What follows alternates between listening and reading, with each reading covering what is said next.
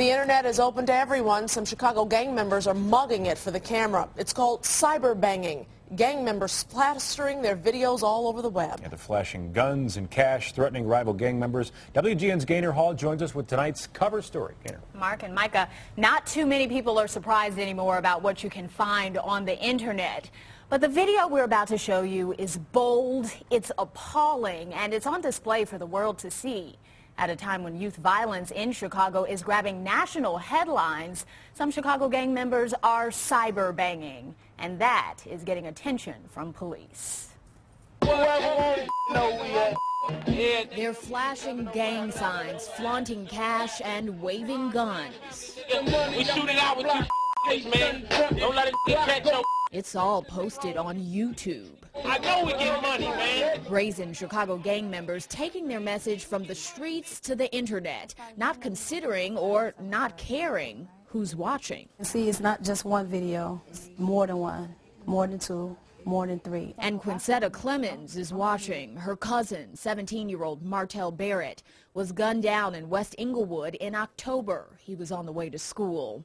The motive, she says, was a long-time dispute between Martell and another teen. The family immediately told Chicago police they believe the gunman is one of the stars of these disturbing YouTube videos. They were hoping that would lead to a quick arrest. Clearly you see the faces, the gang signs they throwing up, the guns, the money, the drugs, the house, the blocks that they're showing. So what more information do you need? Wherever there's a possibility exists for gang crime activity, we're looking at it. Ernest Brown, the chief of CPD's Organized Crime Division, wouldn't talk specifics. We use a wide variety of tools. But investigators are keeping an eye on the internet to track gang activity. He says these videos with young men proudly showing off handguns, which are illegal in Chicago, can point police in the right direction.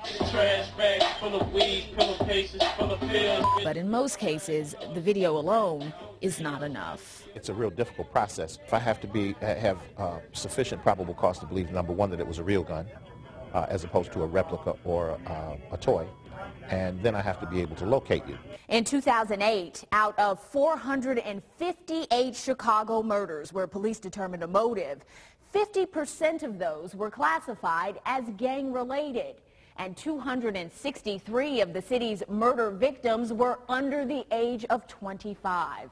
If those young people were alive today, they would fill this entire theater. It's just not the guns.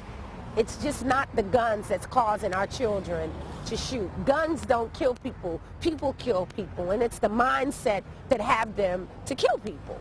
You know, and it breaks my heart. The issue is an emotional one for Amina Matthews. She's an anti-violence crusader for Ceasefire. The groups that are terrorizing some Chicago areas aren't the gangs of 20 years ago. Now they're factionalized, smaller, and based on neighborhoods and blocks, making police efforts to fight gangs even more difficult. It's a hurt that you really can't describe. 1 month after Martell was gunned down, investigators did make an arrest. Convicted felon Timothy Lightfoot. He was identified by witnesses and surveillance images from the crime scene. That's him right there. And Martell's family identified Lightfoot on this YouTube video. He's holding a gun. Well, where did he get the gun from? How did he get the gun? The guns apparently aren't hard to find, and neither are young men threatening to use them. But Amina refuses to label these young people gangbangers. She says the internet videos reveal an even more alarming problem. I got that bulletproof jacket, boy, you don't play. And that problem is rage. It's like I don't give a F about nothing, because they don't give a F about me. Bottom line. I need money and guns. All I need, money and guns. And the cyber banging isn't limited to YouTube. Gang members are also using Facebook, MySpace, and Twitter to post threats to their rivals. Even though police say they use the internet to aid in their investigations, they're quick to point out their best source for information is always residents who call in tips and report gang activity in their neighborhoods. And Mark and Micah, the murder trial for 18-year-old Timothy Lightfoot is scheduled to begin tomorrow. That's very eye-opening.